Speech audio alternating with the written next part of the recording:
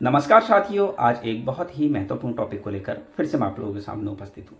साथियों, आज का मेरा टॉपिक उत्तराखंड के हर एक बेरोजगार नर्सिंग अधिकारी के लिए बहुत ज़्यादा इंपॉर्टेंट होने वाला है। आज मैं कुछ ऐसे टॉपिक को लेकर आया हूँ जो कि आप लोगों के लिए बहुत ही ज़्यादा महत्वपूर्ण होगा।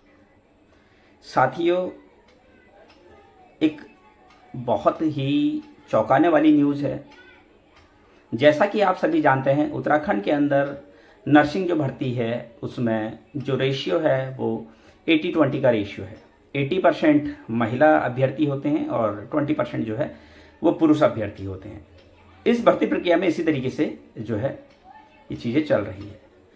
अब जो नई चीज़ें सुनने में आ रही है, एक बॉयज़ का एक बड़ा ग्रुप जो है कोर्ट जाने की तैयारी कर रहा है। कोर्ट जा रहा है वो 80-20 के रेशियो को चैलेंज करने के लिए। कहीं ना कहीं उत्तराखंड में जो नर्सिंग भर्ती प्रक्रियाएं चल रही है वो इस कोर्ट केस से प्रभावित हो सकती है। लड़कों का कहना है कि जो 80-20 का रेशियो है ये चेंज होना चाहिए, इसके लिए हम कोर्ट जा रहे हैं। जब उन लड़कों से बात की गई तो उनका ये कहना है कि ये चैलेंज करना बहुत ज़रूरी है, क्योंकि लड़कों की बहुत कम सीटें हैं। एक तो 20% है, फिर उस 20% में भी बीएससी नर्सिंग का 30% निकल जाता है, तो लड़कों के लिए बहुत कम सीटें बचती हैं।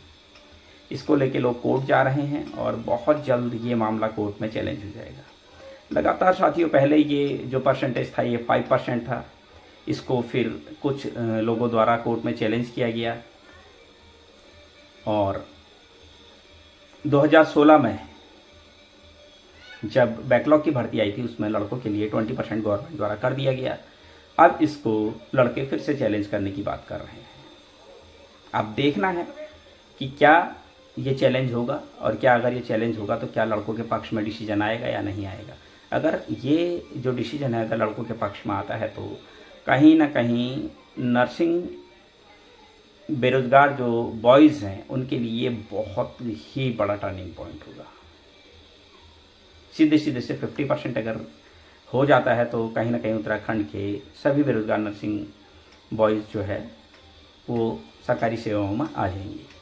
तो साथियों, ये बहुत बड़ी न्यूज़ है और मेरी बहुत सारे बॉयज़ से इस मामले में बात हुई और वो तैयारी कर चुके हैं कोर्ट जाने की। उनका कहना है कि उनके पास प्रॉपर एविडेंस हैं।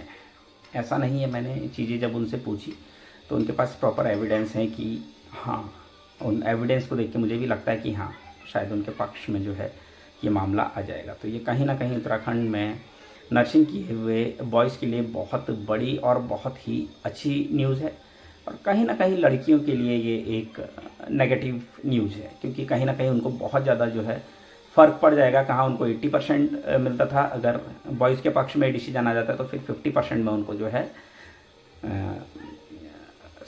संतुष्ट होना पड़ेगा। कहीं ना कहीं उनका जो क्राइटेरिया है वो बहुत लिमिट हो जाएगा। 80% से 50% में आ जाएगा, 30% कम हो जाएगा, जिससे क्या है उत्तराखंड में नर्सिंग भर्ती में जितनी भी भर्तियाँ फिर आगे आएगी उसमें जो लगातार जो 80% महिलाएं ली जा रही है वो कहीं ना कहीं 30% उनमें कमी आ जाएगी और 50% महिलाएं ही जो है इस भर्ती प्रक्रिया में फिर सम्मिलित होंगी। तो कहीं ना कहीं ये महिलाओं के लिए एक बहुत ही बुरी खबर है और उसी तरह ये पुरुषों के लिए बहुत ही अच्छी खबर है।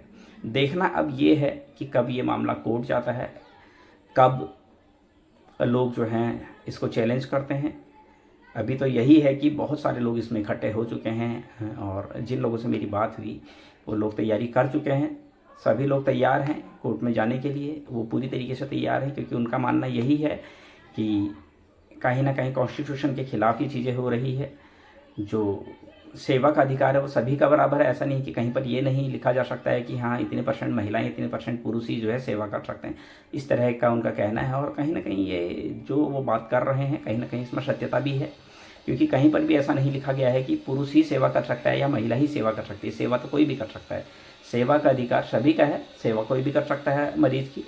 तो इस तरह की बातें आ रही है। बहुत सारे लोग ये भी कह रहे थे कि कुछ महिला उम्मीदवारों से जब पूछा गया, उन्होंने कहा भाई महिलाओं की अपनी एक प्राइवेसी होती है, इसलिए जो महिलाओं को ज़्यादा लिया जाता है ताकि उनकी प्राइवेसी में कोई डिस्टर्बेंस ना हो। तो वहीं पर कुछ लड़कों का भी ये कहना है कि जिस तरीके से महिलाओं की अपनी प्राइवेसी होती है, महिला मरीज होती है, उसी तरीके से पुरुष मरीज होते हैं उनकी भी अपनी प्राइवेसी होती है। मेल की भी तो अपनी प्राइवेसी होती है, ऐसा तो नहीं है कि मेल की अपनी कोई प्राइवेसी नहीं होती है।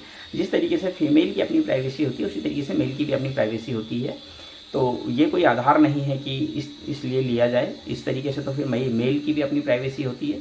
तो इसमें जो है मुझे उनका तर्क भी बिल्कुल सही लगा कि जिस तरीके से फीमेल की प्राइवेसी होती है तो मेल पेशेंट की भी अपनी प्राइवेसी होती है। तो कहीं ना कहीं तर्क है बात में, और तर्क जहाँ पर तर्क है और जहाँ पर एविडेंस हैं वो चीज़ें आप कह सकते हो कि हाँ, जिस तरीके से उन्होंने कुछ तर्क दिए उन तर्कों पर मैं कुछ भी इस तरीके का कोई मेरे पास क्रॉस क्वेश्चनिंग करने का कोई वो नहीं था। मैं उनको कोई और क्रॉस क्वेश्चन नहीं कर पाया। जिस तरीके से उनके तर्क मैंने सुने तो कहीं ना कहीं लगता है कि हाँ, उनके पास प्रॉपर एविडेंस हैं और प्रॉपर उन तरीके से वो शायद इस केस को कोर्ट में रख सकते हैं, अपनी बात को रख सकते हैं। कोर्ट से क्या डिसीजन आएगा ये अलग बात है, लेकिन कोर्ट तक ये मामला ले जा सकते हैं। और जिस तरीके से उनका कॉन्फिडेंस देख रहा था मैं, जिस तरीके से वो लोग काम कर रहे हैं, जिस तरीके से लगातार वो इस मामले को जो है आपस में डिस्कस कर रहे हैं, अच्छा खासा उनका एक ग्रुप बना हुआ है और लगातार वो इस मामले में बात कर रहे हैं, तो मुझे लगा कि हाँ, ये मामला बहुत जल्द कोर्ट में पहुंच जाएगा। और कहीं ना कहीं उत्तराखंड की जो नर्सिंग महिला उम्मीदवार हैं उनको एक बहुत बड़ा झटका लग सकता है अगर ये मामला कोर्ट में जाता है। और बॉयज़ के फेवर में अगर ये डिसीजन आता है तो बॉयज़ के लिए कहीं ना कहीं बहुत बड़ी खुशखबरी है। और वहीं महिला नर्सिंग अधिकारियों के लिए, जो बेरोजगार नर्सिंग अधिकारी हैं, महिला नर्सिंग अधिकारी हैं, उनके लिए कहीं ना कहीं बहुत बड़ा झटका ये लग सकता है कि अगर इनके बॉयज़ के पक्ष में ये डिसीजन आता है। हाल फिलहाल मुझे इतना ही पता चला है कि जितने भी बॉयज़ कैंडिडेट हैं, बहुत सारे कैंडिडेट्स जो है वो माननीय उच्च न्यायालय की शरण में जाने के लिए तैयार हो चुके हैं। प्रॉपर तरीके से वो अपनी तैयारी कर चुके हैं, कुछ एविडेंस और इकट्ठे कर रहे हैं और बहुत जल्दी ये केस जो है कोर्ट में चला जाएगा। साथियों, आगे भी मैं इसी तरह की जानकारी आप लोगों के लिए लेकर आता रहूँगा। आगे जिस तरीके से इस केस में जो भी बढ़त होगी, जो भी प्रोसेस होगी, वो मैं आप लोगों के साथ शेयर करता रहूँगा। अभी हाल फिलहाल जो है इतना ही इसमें पता चला है कि ये लोग कोर्ट जाने की तैयारी कर चुके हैं और बहुत जल्दी एक केस जो है कोर्ट में चला जाएगा। जैसे ही ये कोर्ट केस में जाएगा मैं आप लोगों को अपने चैनल के माध्यम से इसके लिए भी पूरी इन्फॉर्मेशन, उसके रिगार्डिंग पूरी इन्फॉर्मेशन दूंगा कि कब ये केस कोर्ट में गया, कब इसमें हियरिंग है। और वो आई होप कि ये केस ज़्यादा समय नहीं लगेगा और ये केस बहुत जल्द कोर्ट में चला जाएगा।